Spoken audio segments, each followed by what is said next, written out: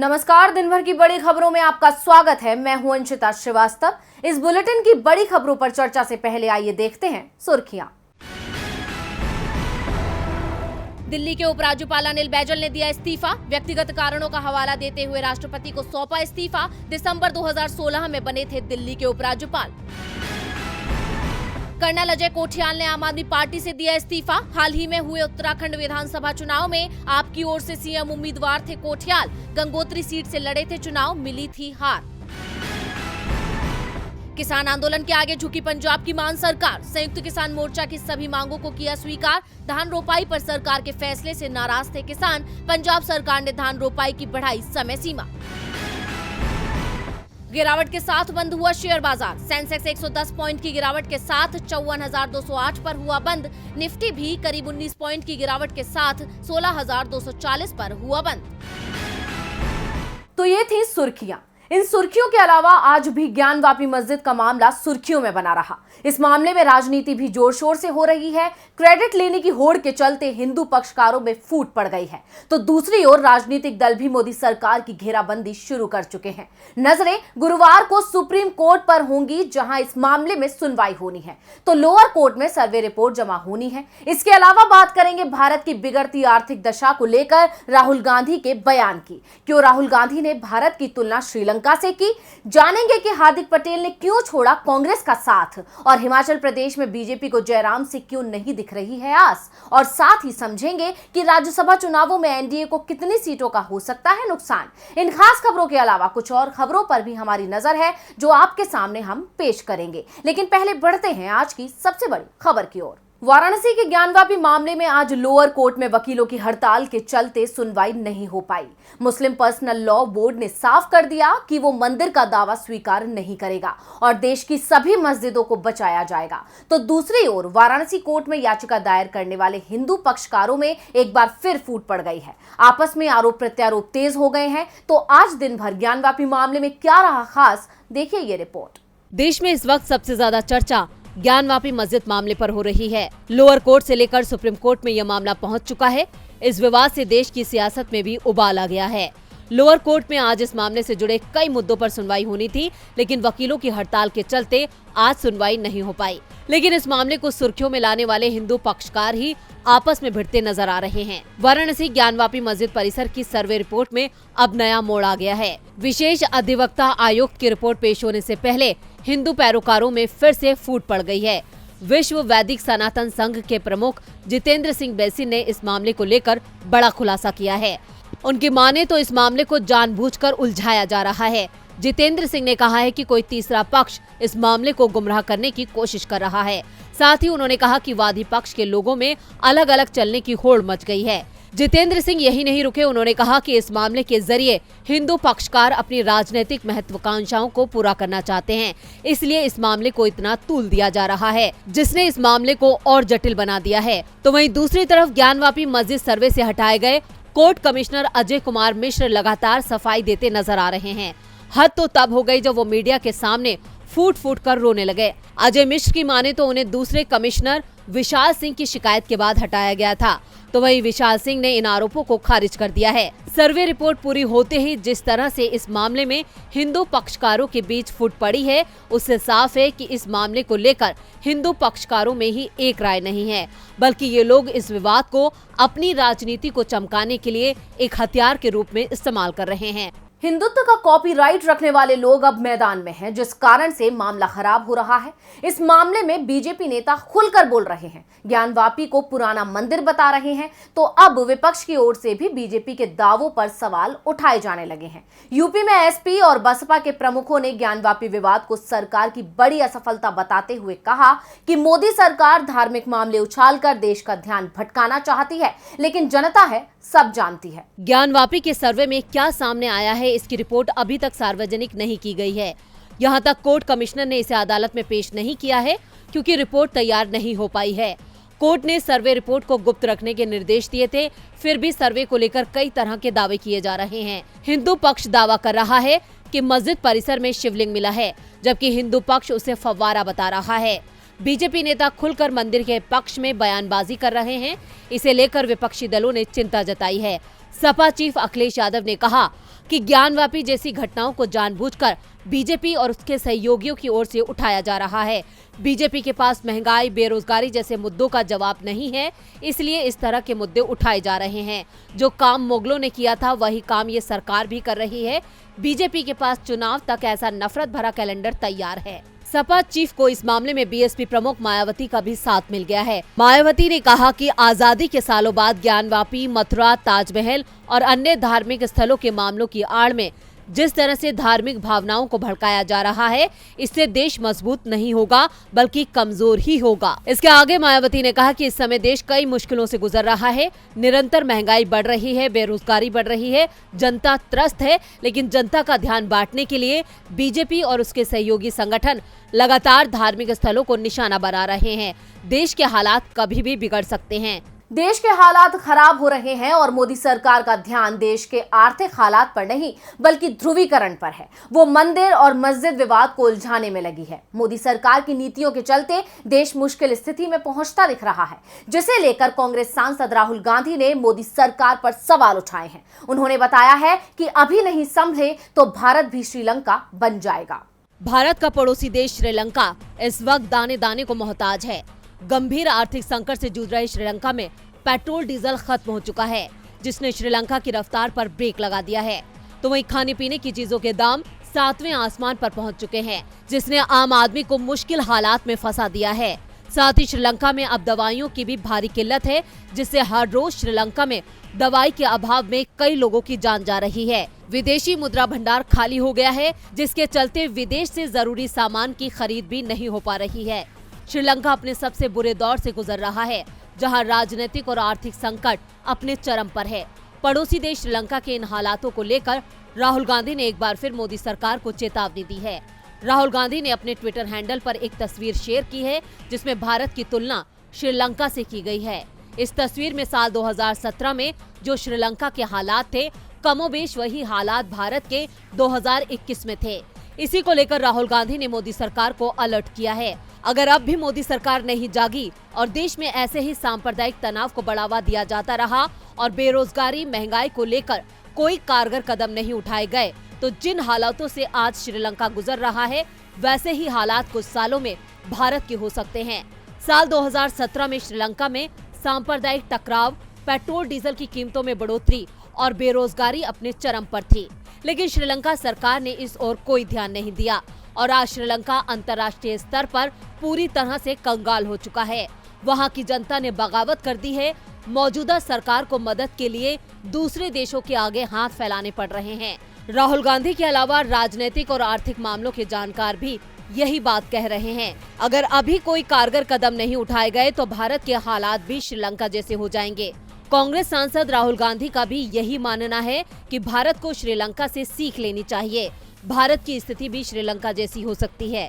राहुल गांधी चेतावनी दे रहे हैं कि अभी भी समय है, संभल जाएं, देश के हित में फैसले लिए जाएं, चंद उद्योगपतियों को फायदा पहुंचाने की कोशिश ना हो। लेकिन दूसरी ओर बीजेपी का ध्यान देश को मजबूत बनाने की जगह कांग्रेस को कमजोर करने पर लगा हुआ है और कांग्रेस को आज गुजरात में बड़ा झटका भी लगा है। गुजरात में पार्टी के लोकप्रिय चेहरे हार्दिक पटेल ने आज कांग्रेस से इस्तीफा दे दिया। गुजरात में कभी भी चुनावों का ऐलान हो सकता है, जिसको लेकर सभी राजनीतिक दलों ने अपनी कमर कस ली थी। लेकिन उससे पहले कांग्रेस के लिए बुरी खबर सामने आई है। प्रदेश इकाई के कार्यकारी अध्यक्ष हार्दिक पटेल ने कांग्रेस का हाथ छोड़ दिया है। लंबे वक्त से हार्दिक पटेल पार्टी से नाराज चल रहे थे। लगातार ये खबरें सामने आ रही थी कि हार्दिक कभी भी कांग्रेस का साथ छोड़ सकते हैं, लेकिन इन खबरों का हार्दिक खुद ही खंडन करते रहे थे। लेकिन आज उन्होंने खुद ये ऐलान कर दिया कि वो कांग्रेस के साथ नहीं है। गुजरात के कार्यकारी अध्यक्ष हार्दिक पटेल ने पार्टी के सभी पदों से इस्तीफा दे दिया है। वो लंबे वक्त से पार्टी से नाराज चल रहे थे और लगातार राज्य के नेताओं और हाईकमान पर सवाल खड़े कर रहे थे। गुजरात में विधानसभा चुनाव में कुछ ही महीने बचे हैं और उससे पहले हार्दिक पटेल के इस्तीफे ने कांग्रेस को बड़ा झटका दिया है। हार्दिक पटेल ने इस्तीफे की जानकारी अपने ट्विटर हैंडल पर दी है। उन्होंने लिखा कि आज मैं हिम्मत करके कांग्रेस पार्टी के पद और पार्टी की प्राथमिक सदस्यता से इस्तीफा देता हूं। मुझे विश्वास है कि मेरे इस निर्णय का स्वागत मेरा हर साथी और गुजरात की जनता करेगी। मैं जानता हूं कि मेरे इस कदम के बाद मैं भविष्य में गुजरात के लिए सच में सकारात्मक रूप से कार्य कर पाऊंगा। हार्दिक पटेल को राहुल गांधी ने खुद कांग्रेस में शामिल किया था और 2020 में कार्यकारी अध्यक्ष बनाया था। हार्दिक को राहुल का करीबी भी माना जाता था।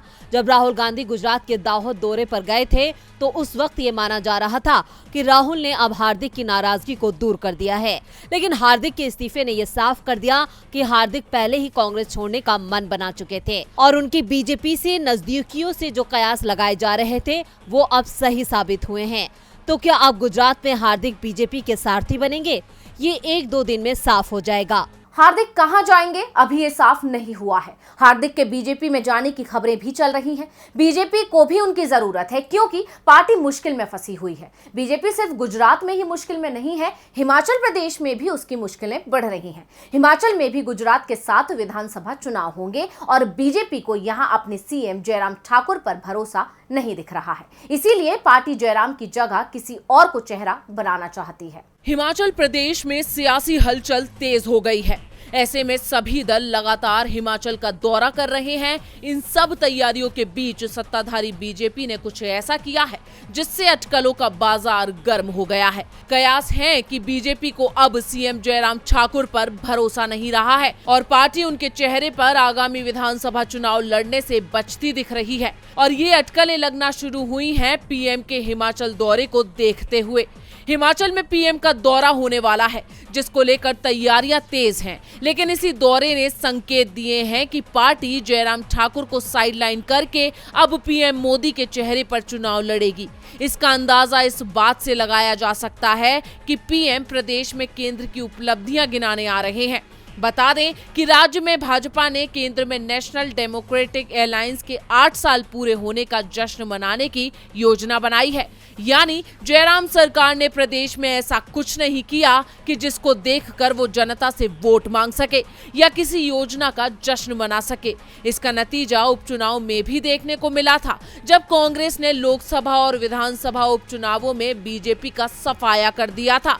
लेकिन अब चुनाव नजदीक आ रहे हैं और जयराम सरकार के खिलाफ लोगों की नाराजगी, साथ ही सरकार की नाकामियां निकलकर सामने आ रही है, जिसको देखकर बीजेपी आलाकमान को हिमाचल की कुर्सी बचा पाना मुश्किल नजर आ रहा है, जिसके चलते पार्टी अध्यक्ष जेपी नड्डा को चुनावी मैदान में उतरना पड़ा है और वो लगातार हिमाचल का दौरा कर रहे हैं। वहीं अब पीएम मोदी को भी हिमाचल की कमान संभालनी पड़ रही है। पीएम मोदी के कार्यक्रम का फोकस केंद्र और एनडीए सरकार की उपलब्धियों पर होगा, लेकिन बड़ा सवाल ये है कि क्या हिमाचल में मोदी मैजिक भी काम कर पाएगा और बीजेपी प्रदेश में नया इतिहास रच पाएगी। गुजरात और हिमाचल प्रदेश में बीजेपी दोनों ही जगह पीएम मोदी के चेहरे पर चुनाव लड़ने की तैयारी में है। साफ है, पार्टी की राज्य सरकारें फेल रही हैं। राज्यों में बीजेपी की इस कमजोरी का नुकसान उसे वहां उठाना पड़ रहा है जहां बीजेपी विपक्ष में है, क्योंकि पार्टी के बड़े नेता उससे किनारा कर रहे हैं। पश्चिम बंगाल में तो बीजेपी को रोज झटके लग ही रहे थे, अब महाराष्ट्र में भी पार्टी को बड़ा झटका लगता दिख रहा है। महाराष्ट्र बीजेपी में बड़ी बगावत के आसार दिख रहे हैं। पार्टी के दिग्गज नेता ही उससे किनारा करने की तैयारी में लग गए हैं। राज्य में लगातार चुनाव दर चुनाव हार रही बीजेपी नेताओं का उत्साह ठंडा पड़ता दिख रहा है। इस बीच अब पार्टी में टूट होते भी दिख रही है। महाराष्ट्र में बीजेपी से मुंडे का परिवार नाराज नजर आ रहा है। गोपीनाथ मुंडे की दोनों बेटियां पंकजा और प्रीतम मुंडे कार्यक्रम में एनसीपी के मुखिया शरद पवार के साथ मंच साझा करेंगी। कार्यक्रम में बीजेपी का कोई दूसरा नेता नहीं पहुंचा था। पार्टी ने एक तरह से इस कार्यक्रम का बहिष्कार ही कर दिया था, लेकिन इस बहिष्कार के बीच भी पंकजा और प्रीतम मुंडे की उपस्थिति ने बीजेपी की चिंता बढ़ा दी है। पंकजा मुंडे विधानसभा चुनावों में मिली हार के बाद से ही पार्टी से नाराज चल रही हैं। पंकजा आरोप लगाती रही हैं कि उन्हें चुनाव हराने में बीजेपी नेताओं का ही हाथ रहा है। दूसरी ओर प्रीतम मुंडे केंद्र में मंत्री न बनाए जाने को लेकर नाराज हैं। बीते साल केंद्रीय कैबिनेट का विस्तार हुआ था, जिसमें प्रीतम मुंडे को मंत्री पद मिलने की उम्मीद थी, जो पूरी नहीं हो सकी थी। ऐसा न होने के बाद दोनों ने मुंबई में ताकत दिखाई थी। बीजेपी के स्थानीय नेतृत्व से भी उनकी नाराजगी बढ़ती जा रही है। ऐसे में शरद पवार के साथ मंच साझा कर पंकजा और प्रीतम ने संकेत दे दिए हैं कि वो नया रास्ता चुन सकती हैं। लेकिन पंकजा के लिए एनसीपी में प्रवेश भी आसान नहीं है, क्योंकि धनंजय मुंडे उनका विरोध कर रहे हैं। मुंडे परिवार की राजनीतिक विरासत को लेकर भी धनंजय और पंकजा के बीच लड़ाई चल रही है। धनंजय मुंडे गोपीनाथ मुंडे के भतीजे हैं और वो खुद को गोपीनाथ का राजनीतिक उत्तराधिकारी बताते रहे हैं। और बुलेटिन के आखिर में बात राज्यसभा चुनाव की। देश के 15 राज्यों की 57 राज्यसभा सीटों पर 10 जून को मतदान है, जबकि 2 अन्य सीटों पर उपचुनाव 13 जून को है। इस तरह से कुल 59 सीटों पर राज्यसभा चुनाव हो रहे हैं। मौजूदा वक्त में राज्यसभा में एनडीए मजबूत स्थिति में है, जबकि यूपीए कमजोर पड़ रहा है। लेकिन इन चुनावों के बाद एनडीए को नुकसान तो यूपीए को फायदा मिल सकता है। मौजूदा समीकरण बताते हैं कि अब की बार कमल पर वार। तो क्या है संख्या बल के हिसाब से नंबर गेम, आइए समझते हैं इस रिपोर्ट में। कहते हैं कि राज्यसभा में वही पार्टी मजबूती के साथ उभरती है जिसकी सरकार ज्यादा राज्यों में होती है। मौजूदा वक्त में देश के आधे से ज्यादा राज्यों पर एनडीए का कब्जा है। बावजूद इसके अब की बार राज्यसभा चुनाव में बीजेपी का कमल विपक्ष के सामने कमजोर पड़ सकता है, क्योंकि नंबर गेम में बीजेपी का गेम बिगड़ता नजर आ रहा है। आंकड़ों के लिहाज से समझें तो राज्यसभा की 59 सीटों में से बीजेपी का 25 सीटों पर कब्जा है और उसके सहयोगी दल में जेडीयू के पास 2 और एआईएडीएमके के खाते में 3 सीटें हैं। इसके अलावा एक निर्दलीय राज्यसभा सदस्य सुभाष चंद्रा को जोड़ लिया जाए तो एनडीए के पास 31 सदस्य हो रहे हैं। वहीं यूपीए की बात करें तो कांग्रेस के 8, डीएमके के 3, शिवसेना और एनसीपी के 1-1 सांसदों को मिलाकर इसकी कुल संख्या 13 तक पहुंचती है। इसके अलावा सपा के पास 3, बीजेडी के पास 4, बसपा के पास 2 और टीआरएस के पास 3 राज्यसभा सांसद हैं, जबकि वाईएसआर, कांग्रेस, अकाली दल और आरजेडी इन तीनों दलों के पास 1-1 सांसद है। इस तरह से वर्तमान में अन्य दलों का आंकड़ा 15 तक पहुंच रहा है। लेकिन अब की बार एनडीए के आंकड़े बरकरार नहीं रह पाएंगे, क्योंकि सियासी समीकरण बता रहा है कि इस बार बीजेपी की अगुवाई वाले एनडीए को 7 से 9 सीटों का नुकसान उठाना पड़ सकता है, जबकि यूपीए को 2 से 4 सीटों का फायदा होता नजर आ रहा है। ऐसे में ही अन्य दलों को भी राज्यसभा सीटें बढ़ रही हैं। आंकड़ों को समझें तो उत्तर प्रदेश और कर्नाटक को छोड़कर महाराष्ट्र, तमिलनाडु, बिहार, राजस्थान, छत्तीसगढ़, तेलंगाना, आंध्र प्रदेश, ओडिशा, पंजाब, झारखंड, हरियाणा में बीजेपी की अगुवाई वाले गठबंधन एनडीए को नुकसान उठाना पड़ेगा, जबकि मध्य प्रदेश की 3 राज्यसभा सीटों पर मौजूदा विधायकों की संख्या के आधार पर राज्यसभा चुनाव में बीजेपी और Congress no profit no loss वाली स्थिति में रहने जा रही है। ये आंकड़े साफ बताते हैं कि अब की बार उच्च सदन में एनडीए का दबदबा बढ़ने की बजाय घटेगा, जबकि विपक्ष का डंका बजेगा। जाहिर सी बात है कि इस जीत के बाद विपक्ष के हौसले बुलंद होंगे, जिसका असर आगामी लोकसभा चुनाव में भी देखने को मिल सकता है। तो आज इस बुलेटिन में बस इतना ही। देखते रहिए डीवी लाइव। नमस्कार।